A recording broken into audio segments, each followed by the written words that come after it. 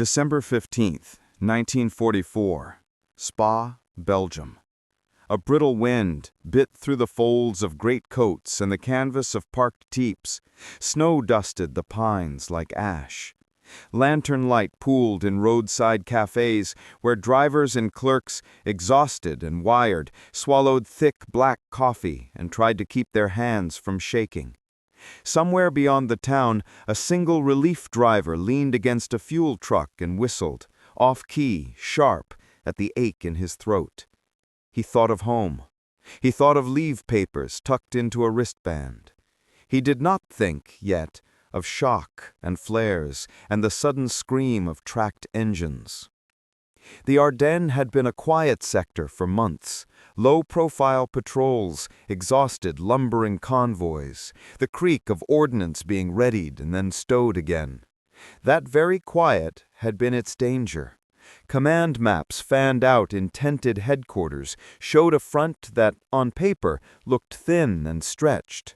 The Allied armies had been pressing east for months, and lines had grown long.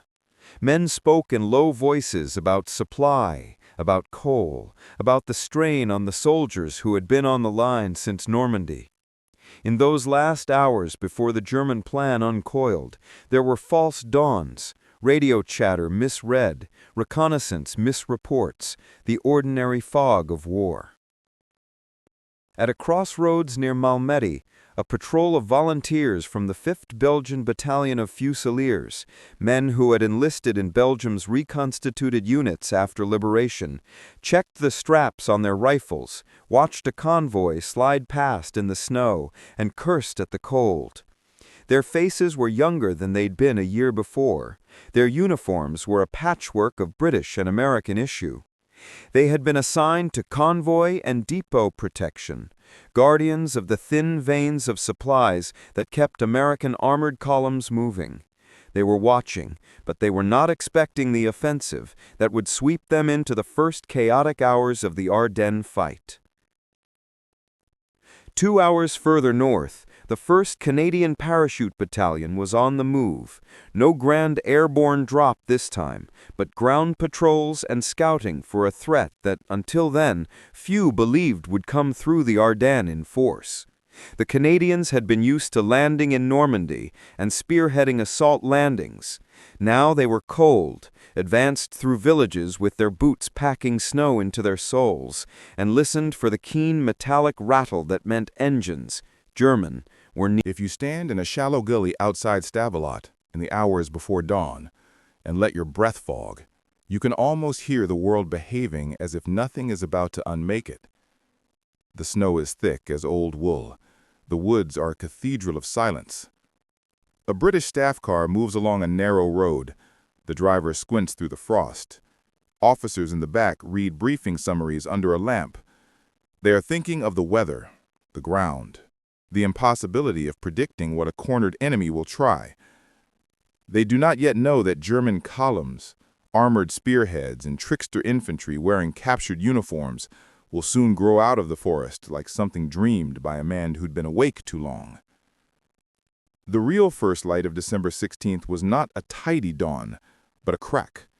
Rockets, the rumble of motors, the popping of anti-aircraft guns as German formations punched through the woods. The Americans in frontline regiments, platoon by platoon, company by company, found themselves staring at tanks where there had been trees an hour before. For many of the non-U.S. Allied men, Belgians guarding depots, Luxembourgers manning a Dutch Ridge battery attached to a Belgian artillery battery, Canadians on reconnaissance duty, the first hours were a cascade of improvisation and small valor. They guarded fuel dumps that would prove vital to the Americans, who would have to counterattack and supply battered units. They moved convoys through blacked-out roads. They led, sometimes, the way through the tangle of hedgerows when an American officer needed a local guide. These were not headline actions. They were threaded through the logistics and patrol warfare that made survival possible. This is where our story begins, not in the bright cinematic stand at Bastogne, which most viewers know, but in the smaller, colder stories, these side streets and rail spurs, where the multinational character of the Allied front becomes visible. A Belgian platoon rushing to blow a gasoline dump under enemy pressure. A Canadian lieutenant crawling on his belly to place a telephone line so artillery could be accurately plotted. A Luxembourg crew of 4 guns, formerly a little band within a Belgian battery, getting their pieces into position and thinking only of fire and survival. In military history, battles are often carved into neat units and famous stands. In reality, they are 1,000 messy acts stitched together.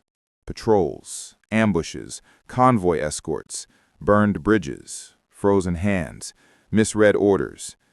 The men who performed them, non-U.S. Allied soldiers, sailors, and airmen, acted without fanfare, and much of their contribution would be eclipsed in later accounts that emphasized American sacrifice and the familiar faces of MacArthur, Patton, and Bradley.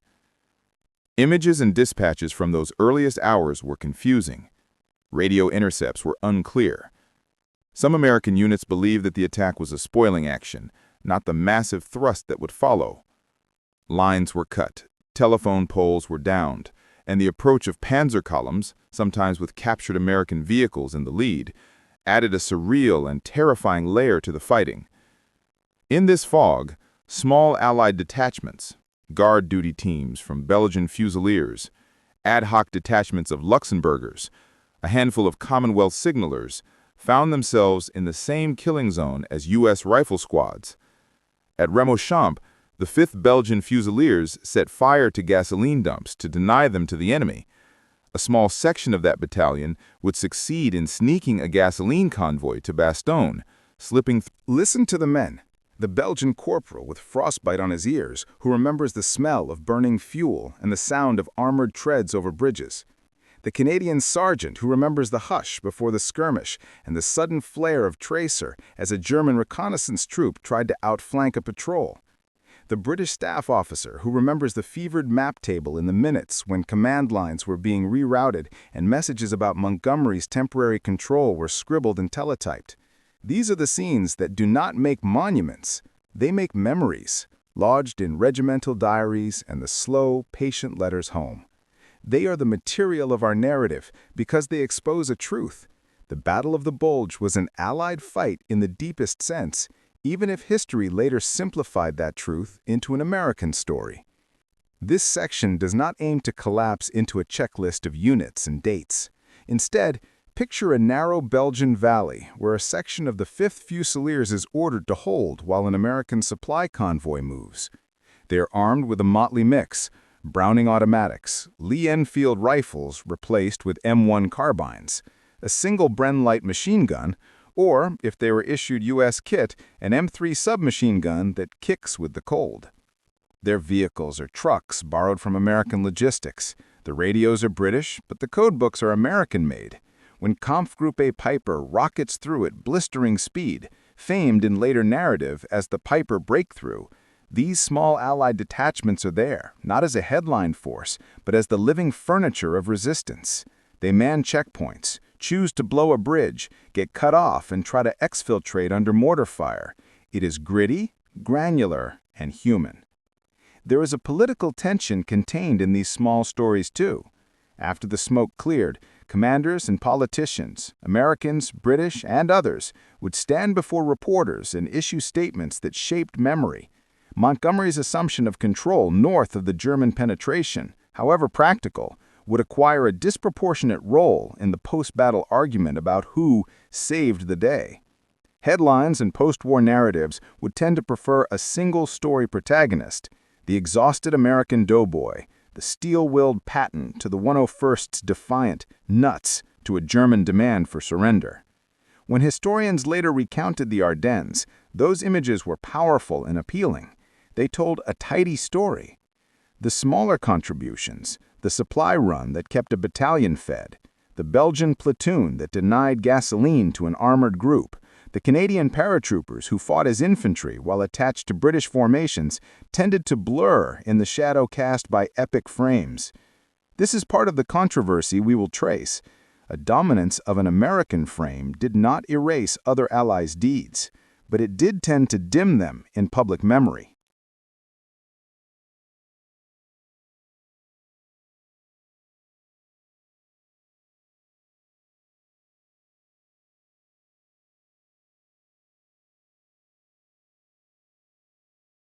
As night fell on December 16th, and the first sprawl of German advances had been revealed as something far larger than a raid, the men in the Belgian trucks and the Canadians in torn greatcoats and the British officers at map tables had one practical argument in common: survive the night, hold a road, get a line to brigade, and keep the fuel flowing. It was in this brutal, pragmatic seam, where logistics, local knowledge, and quiet bravery intersected, that the lost stories live. Close your eyes. Imagine an exhausted radio operator in a dug-in Belgian position, his fingers numb on the keys, tapping out a message that will reach an American unit 2 ridgelines over. Imagine a Canadian platoon sergeant leading a night patrol through a village where the windows are shuttered and the dogwood is heavy with ice. They move by the light of a single match and the whisper of a single ordered breath. Imagine a Luxembourgish artillery crew, men who had operated 4 25-pounder guns as part of a Belgian battery, laying their guns on targets, calling for adjustments, and adding their rounds to the patterning of artillery that would, in small but cumulative ways, shape the battle. These were not the largest formations, but they were stitches in the same cloth. By the time dawn bled into a gray January light the next morning, 2 things had become clear. The German offensive had achieved surprise and had generated a dangerous salient, and the Allied response would, out of necessity, be multinational. This was not the imperial, tidy, staged cooperation of ceremonial parades. It was messy, ad hoc command relationships, borrowed radios, mixed vehicle fleets, and language barriers on muddy roads. Those frictions created tactical headaches, but they also forced improvisation. A Belgian platoon would escort an American quartermaster convoy. A Canadian reconnaissance element would pass intelligence through a liaison officer to an American commander. The men who did this work were not looking for posterity. They were looking to survive the next hour. Their stories are the ones too many histories have left in footnotes, and those footnotes will be the bridge to the larger argument we will pursue in the next sections: why the Bulge is remembered so often as an American saga, and what is lost when we let that narrower memory stand unchallenged. December 17th, 1944. The snow came down in flakes thick as torn paper, muting the sound of engines and the cries of the displaced. The sky was low, gunmetal gray, and the air smelled of cordite and smoke. Across the northern sector, Allied headquarters was in chaos. Maps cluttered with red pins marking German penetrations that no one had thought possible. But amid the confusion, one name surfaced again and again in briefings: Montgomery. The situation was desperate enough that the Supreme Allied Command decided to act quickly. Eisenhower temporarily handed control of the Northern Front, including 2 American armies and every British and Commonwealth unit in the sector, to Field Marshal Bernard Montgomery. His task: stabilize the northern shoulder of the Bulge and prevent the German spearheads from reaching the Meuse River. It was not an easy alliance. Some American officers resented the idea of being under British command, even temporarily. Montgomery himself. The British Guards take the line. By December 20th, units from the British 30 Corps, fresh from operations in the Netherlands, had begun to deploy into Belgium. The Guards Armored Division, the 53rd Welsh Infantry Division, and elements of the 51st Highland Division were sent south from Eindhoven and Nijmegen to reinforce the crumbling front lines. Their task was not glamorous. They were to hold defensive positions along the River Meuse, stretching from Dinant to Namur. In effect, they would serve as the final wall should the German panzers break through the American positions to the east. It was freezing. The roads were a slurry of snow and mud, and the men, many of whom had already fought since Normandy, were bone-tired. but the discipline of the British formations and the quiet professionalism of their commanders gave shape to the defense. At Huy, a troop of the Coldstream Guards parked their Shermans on the high ground overlooking the river crossings. They watched the horizon through scopes fogged with their own breath. Nearby, a platoon of Welsh infantry set up Vickers machine guns in windowless stone barns. They could hear artillery rumbling in the distance, and sometimes the sky would flash like a distant storm. The British didn't meet the brunt of the German offensive directly. The Americans bore that horror. But they held the flank, kept the roads open for reinforcements, and prevented the Germans from breaking into the open plains beyond the Meuse. Had the British not arrived in time, there might have been nothing between the Wehrmacht and Brussels.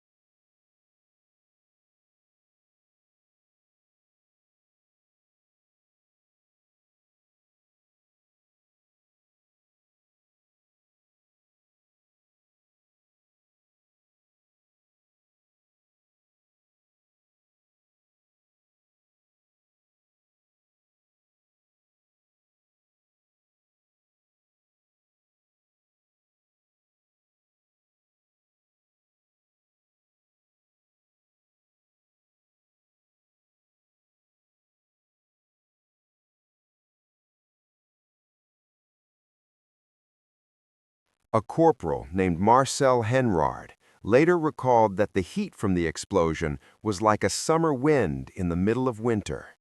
The men evacuated under machine gun fire, retreating west to link up with an American unit near Trois Ponts. None of them knew it at the time, but their actions denied Piper's SS Panzer column thousands of gallons of fuel and slowed the German advance long enough for the Allies to regroup. Other Belgian units fought smaller, scattered engagements, ambushes, checkpoint defenses, and guerrilla actions in the forests. These were men fighting on their own soil, in uniforms that sometimes didn't match, with rifles older than their fathers. But they fought because it was their land, and the memory of 1940 still burned hot in their hearts. Canadians in the shadows. Farther north, the men of the 1st Canadian Parachute Battalion were deployed under British command.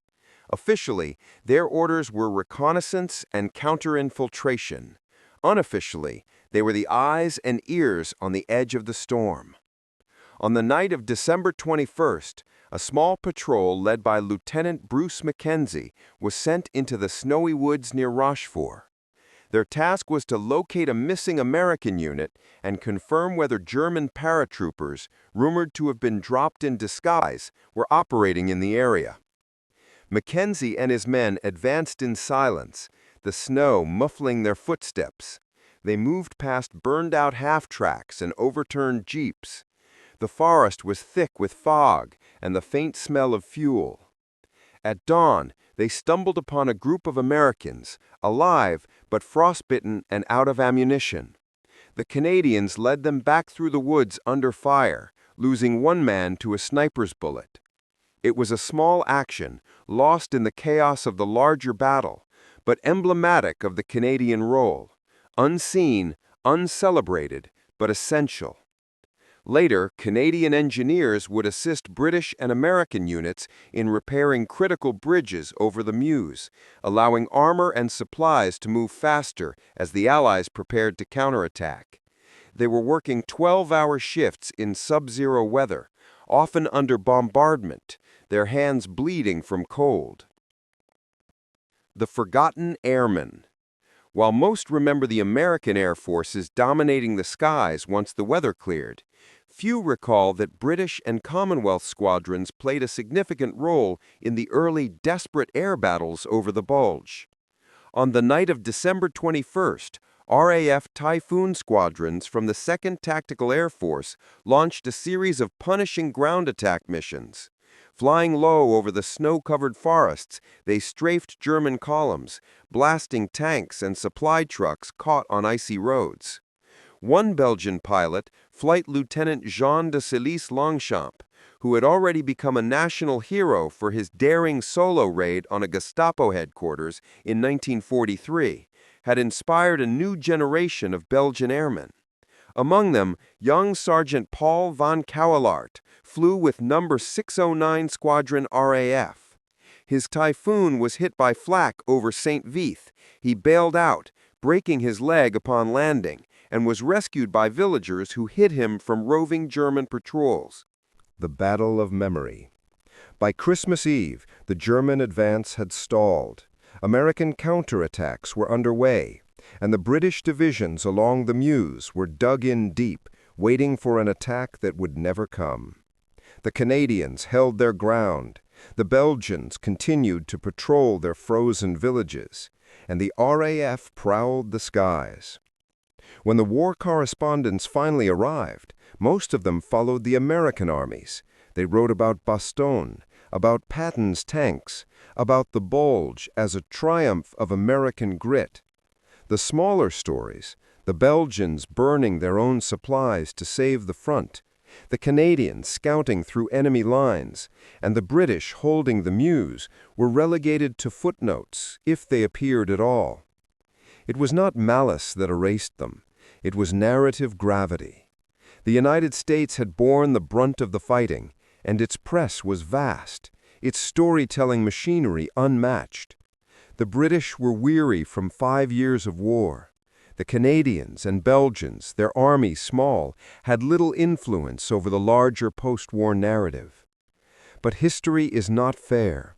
It is made by those who write it first. And so when the world remembered the Battle of the Bulge, it remembered Patton, Bastogne, and the snowbound GIs who shouted nuts to the Germans. All true, all heroic, but not the whole story. As the last fires of the Ardennes died down and the Allies pressed eastward toward the Rhine, thousands of non-American soldiers trudged back to their camps, uncelebrated. Their work had saved bridges, held flanks, denied fuel, and gathered intelligence. They would go home to quiet countries where history would rarely call their names. Yet without them, the story of the Bulge might have ended very differently. And in the next section, we will trace what happened after the guns fell silent, the political tensions, the arguments over credit, and how one of the most multinational efforts of the war became, in popular memory, an American epic.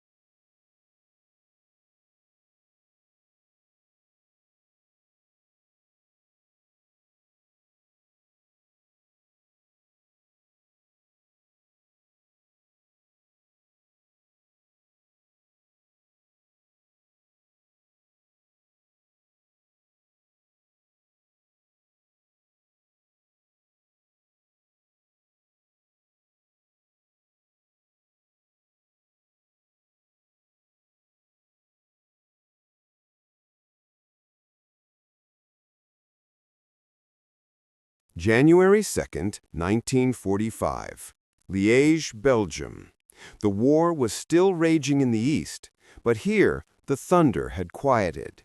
Smoke drifted low over shattered farmhouses. Trucks rumbled down icy roads, carrying the wounded and the dead.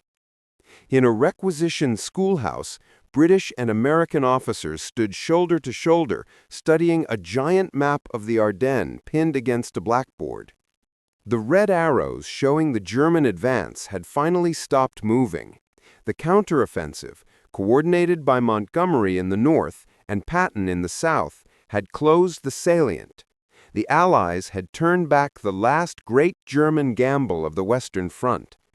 But the battle behind the battle was only beginning, the struggle over who would be remembered as its savior.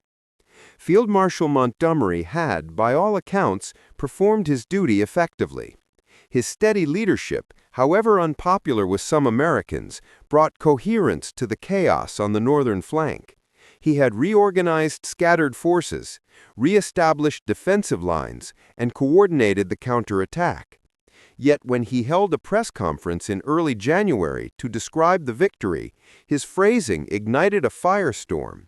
He told reporters that the situation had been entirely in hand, that his forces had saved the day on the northern front.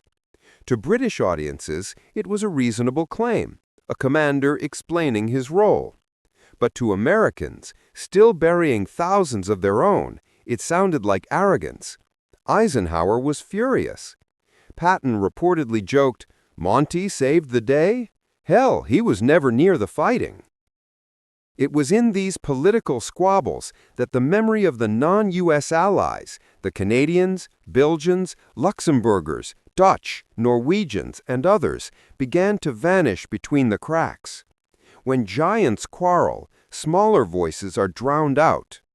The press and the narrative war. By January 1945, war correspondents had returned to their bases in Paris and London, sending dispatches that would form the basis of the public understanding of the Battle of the Bulge. American reporters, embedded with Patton's Third Army or the 101st Airborne at Bastogne, had the most access and the most dramatic material. The stories they wrote were gripping, patriotic, and deeply human. Undernumbered GIs, surrounded but unbroken, holding Bastogne against Hitler's last offensive. It was the perfect story for a nation still reeling from years of war. It reaffirmed American courage and justified the immense sacrifices in men and material. Newspapers from the New York Times to Stars and Stripes splashed headlines about the greatest American battle of the war. Hollywood would soon follow. But where were the Belgians in those pages?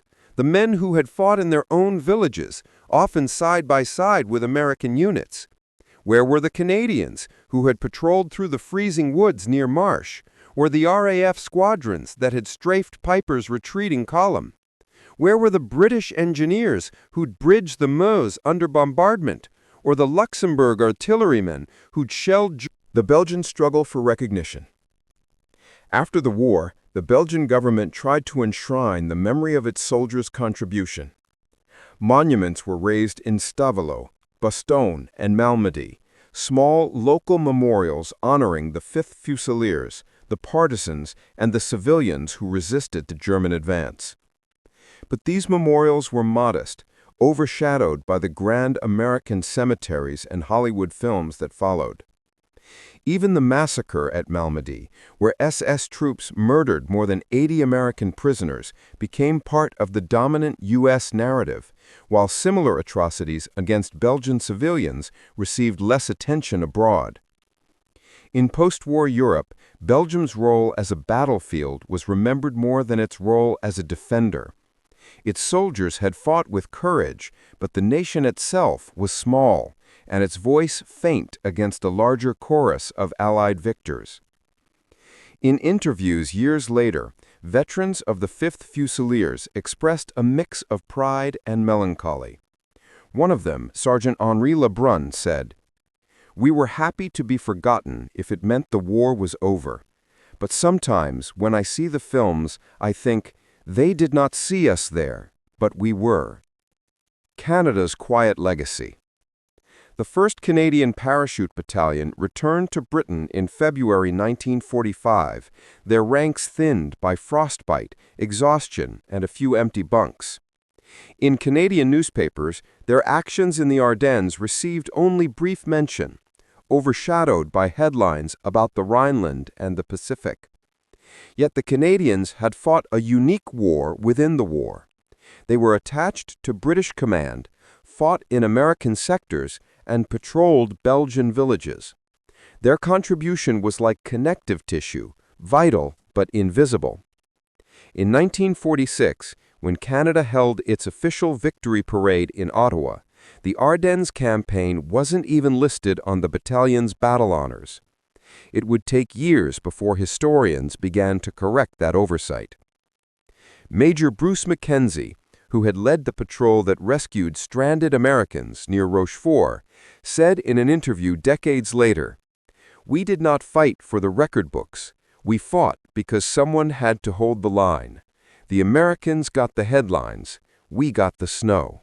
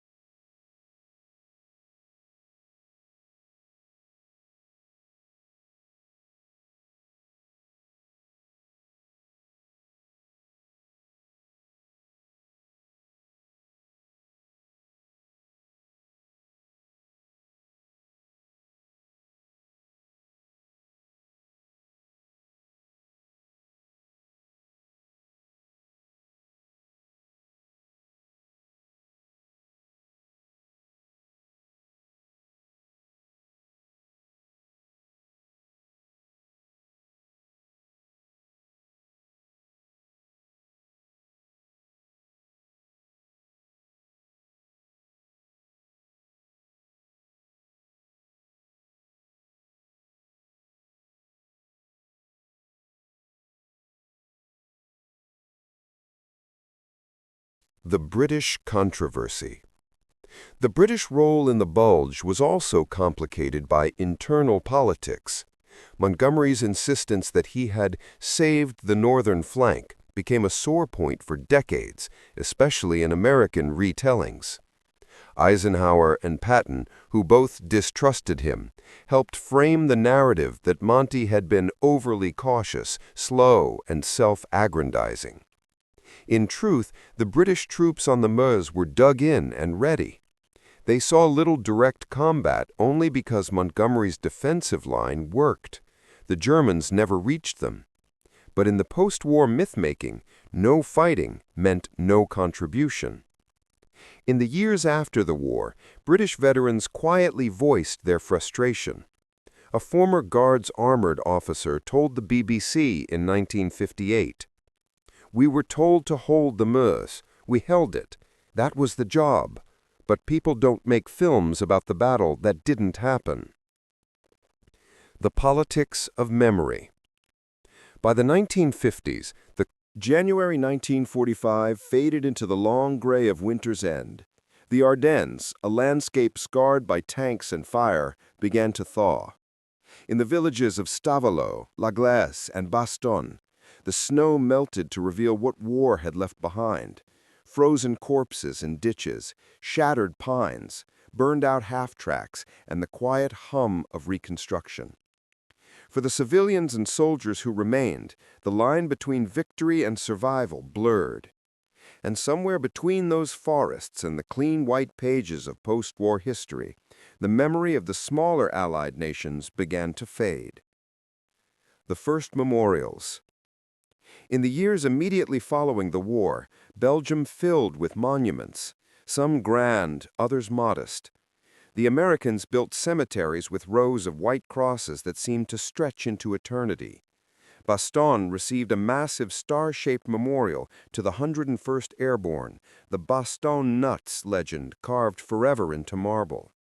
The Belgians built smaller memorials, plaques outside destroyed chapels, statues of partisans holding rifles, and one in Stavelot honoring the 5th Fusiliers for their defense of the fuel depots. A handful of locals raised stones by hand, carving the names of their neighbors who had fought and died in their own backyards. At La Glaise, where Camp Group of Pipers tanks were finally halted and abandoned, villagers hauled the hulking remains of a King Tiger tank into the town square. It stands there to this day, rusted but defiant, a silent relic of both terror and triumph. But beside that monument, a smaller plaque tells a quieter story, of the Belgian civilians who hid Allied airmen, of the Luxembourg artillery crew who fired until their last shell, and of the British and Canadian troops who arrived in the freezing dawn to secure the road. Few visitors read it. Monuments, like memories, tell you as much about what a nation chooses to remember as what it forgets. The British returned to the Meuse River. In the early 1950s, veterans of the 53rd Welsh Division and Guards Armored Division began making pilgrimages back to the Meuse River line, the same defensive sector they had manned during the Bulge. They brought wreaths, unit flags, and a quiet pride that their defensive stand had held without ever turning into a slaughter. One veteran, Sergeant David Evans of the Welsh Division, recalled in his diary, "We came expecting to fight. We didn't. That was our success, but it felt like we'd missed the story." His words captured the essence of the British dilemma in the Ardennes. Their very effectiveness made them invisible. They had done their jobs so well that history almost forgot they were there at all. Yet among soldiers, the respect remained. American commanders later admitted privately that Montgomery's northern line gave the Allies precious time to regroup. The Canadians and Belgians who fought under his umbrella of defense ensured that the Germans never crossed the Meuse River, a victory as decisive as any tank duel. But in the public imagination, the war was a stage with limited spotlight. Canada's lone paratroopers. In 1969, a reunion was held in Ottawa for veterans of the 1st Canadian Parachute Battalion, their ranks thinned by time. The unit's role in Normandy and the Rhine crossings was celebrated, the Ardennes campaign mentioned only in passing. When the veterans took the microphone, they spoke quietly about the forests of Belgium, the cold, the fear, the confusion of fighting in mixed Allied formations. Major Bruce Mackenzie, "We fought in the snow between the nations, not in their stories, not in their headlines, but between them, and that's where soldiers truly live." Those words were later engraved on a small bronze plaque in the Canadian War Museum, tucked in a hall bay near the section on the European theater. You have to look for it to find it. Belgium's own story. For Belgians, the Ardennes became more than just a battlefield. It became a symbol of their endurance. The towns rebuilt and life returned. But every winter, the old ones remembered the fuel dump at Stavelot, the fires that lit the night sky, the sound of tanks rumbling down village streets. Each December, school children still gather in the town square to light candles for Les Soldats de la Liberté, the soldiers of freedom. The names read aloud include Belgians, Americans, Canadians, and British alike. In that ceremony, at least, the story is whole again. Yet in the world beyond, history remained fractured. Documentaries and textbooks, especially in English-speaking media, centered on the U.S. narrative. The Hollywood versions, powerful and emotionally charged, carved the image of the American GI in the snow into global memory. The other flags, Union Jacks, maple leafs, Belgian tricolors, fluttered quietly at the margins. The historian's reckoning. By the 1980s and 1990s, a new generation of historians began to revisit the Ardennes through a wider lens. British scholar Anthony Beevor wrote of the joint Allied effort that made victory possible. Belgian historians uncovered detailed logs of local militia and police forces that had fought delaying actions against German infiltrators. Canadian archives released after-action reports showing that their reconnaissance patrols were often the first to identify gaps in the German lines. Slowly, a more complete story emerged, one where the Americans were still the backbone of the defense, but never alone. It became clear that without Belgian resistance fighters burning their own fuel depots, without British armor securing the Meuse, without Canadian patrols warning of flanking moves, and without RAF airstrikes pounding retreating columns, the German offensive might have reached the rivers and possibly the ports beyond. The forgotten Allies had been there all along, just beyond the camera lens. The battle over memory. Even today, debates rage in military circles and online forums. Who won the Battle of the Bulge? Was it Patton's dash from the south, the 101st's defiance in Bastogne, or Montgomery's steady hand on the north flank? The truth, of course, is all of them, and more.